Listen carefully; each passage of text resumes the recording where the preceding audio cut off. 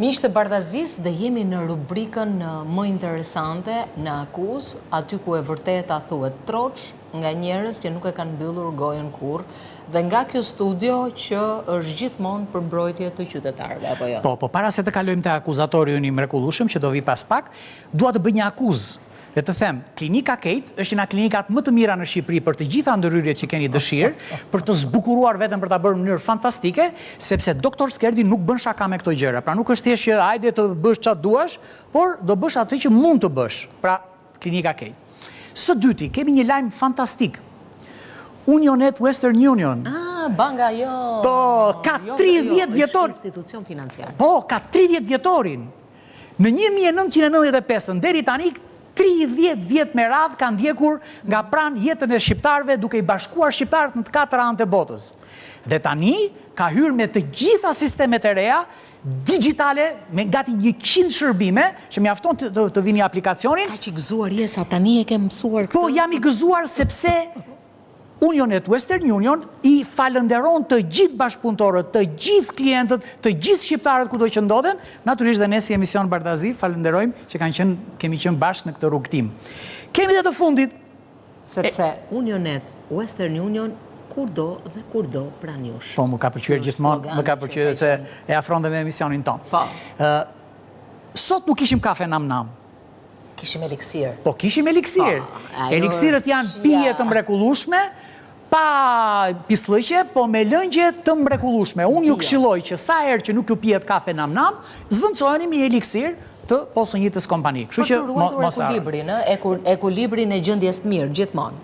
Dhe tani ftojmë Migen Qiraxhion. Migeni dashur, ajde. Migeni është mik i dashur i studios Bardhazi. Ai ka qenë një protest para disa ditësh, nuk e di çfarë ka që proteston. Cila është akuza juaj? Do dalim me fjalën e fundit parë, no? Po.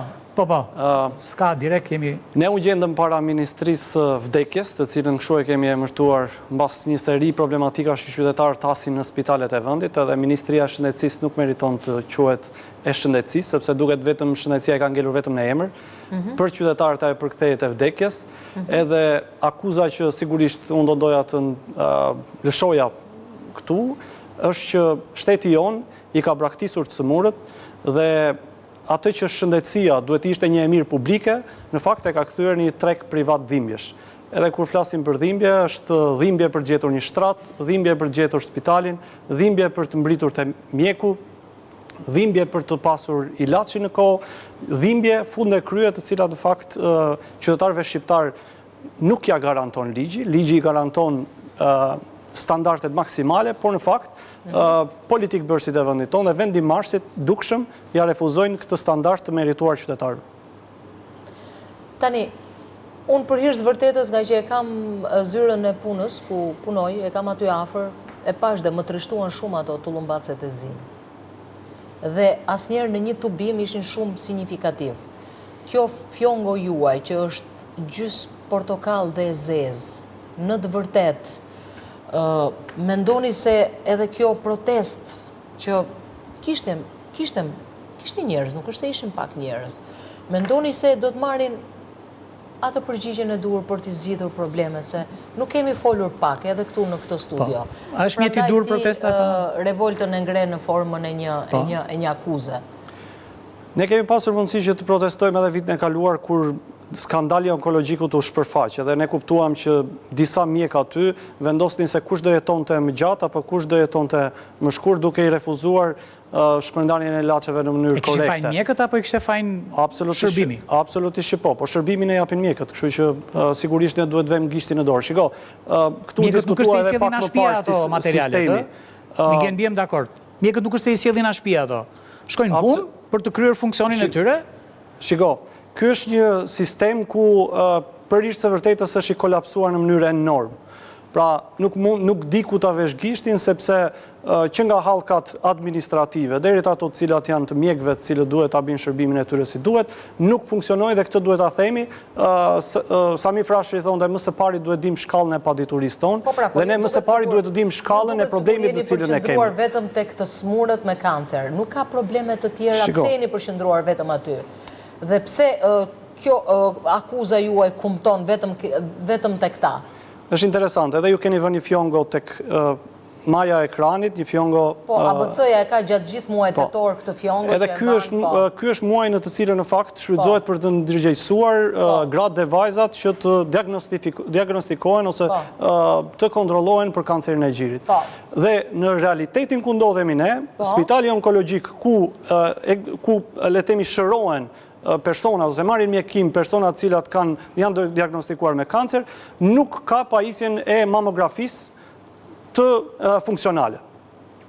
Që do të thotë, edhe nëse ti arrin të diagnostifikohesh në mënyra të tjera, e ketë pamundur nga mënyra se si qeveriset, ose nga mënyra se si administrohet onkologjiku në vendin tonë, për të marrë shërbim. Nuk ka fare mamografi onkologjiku, po thua, po nuk ka fare as Nën Tereza, se nëse nuk ka onkologjiku, mund shkojnë ke Nën Tereza. Absolutisht që po, për shiko, tani, këtu shpesher tenderat korruptiv janë më të shpejt sa ambulancat në vendin tonë. Edhe në këtë kuptim, ti mund të gjesh edhe jashtë vendit. Pra, më parë të bie lotaria amerikane se të vjen ilaçi në vendin tonë, apo të shtrohesh në Turqi se sa të vi konsultimi, apo të shkosh të marrësh një konsult në Itali se sa të strapacohesh dhe të orvat. Si ne mund të ndërtojmë një, le të themi, sistem të drejtë i cili jep shërbimi qytetarëve për një kontratë të lidhur që në momentin që del në kushte pune.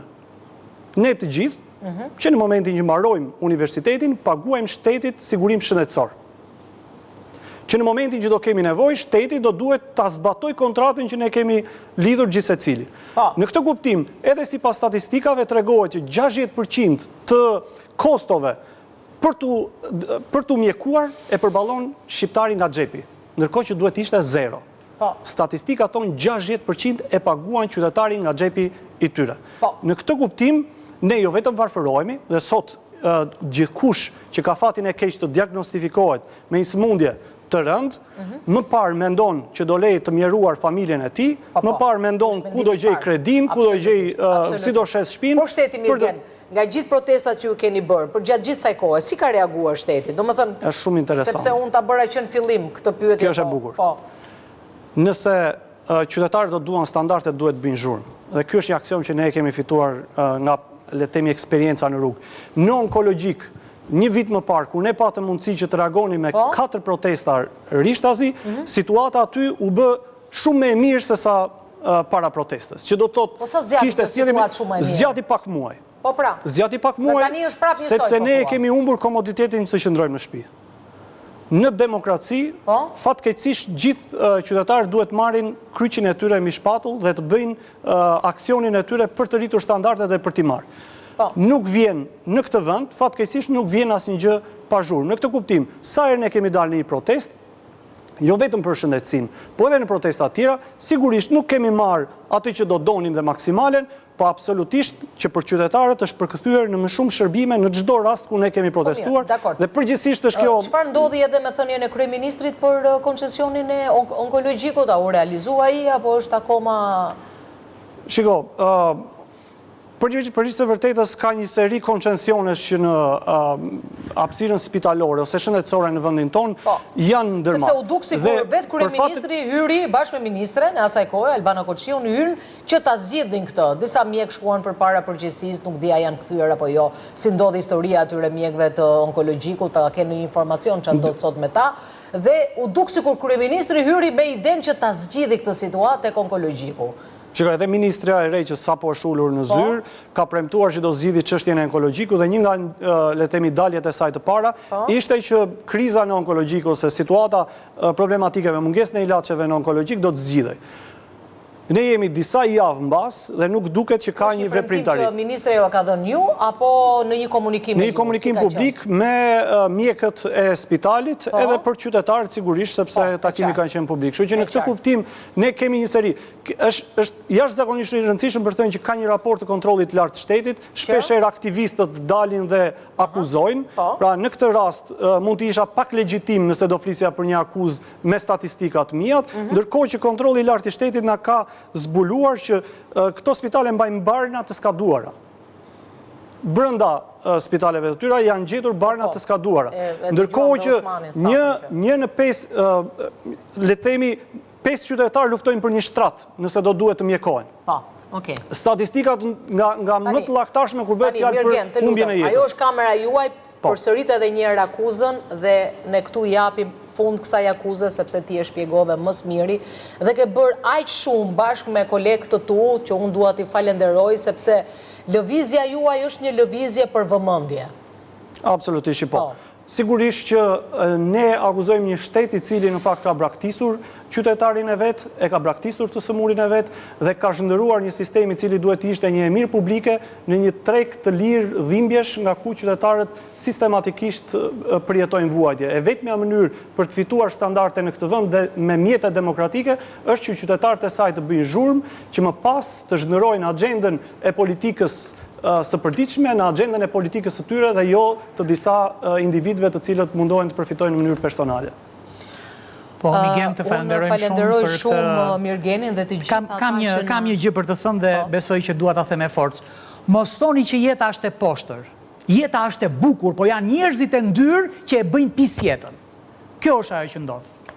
Migjen, të falenderojmë gjithë njerëzit që... Unë me Mirgenin do të largohem, sepse Erioni do të mbylli bardhëzin e sot me monologun e tij që duhet jetë nga më të zgjedhurit kam përshtypjen. Unë shpresoj që herë tjetër të vi për të bardha, megjithëse këtë radhë kam ardhur për të zeza. Po, edhe ne shpresojmë.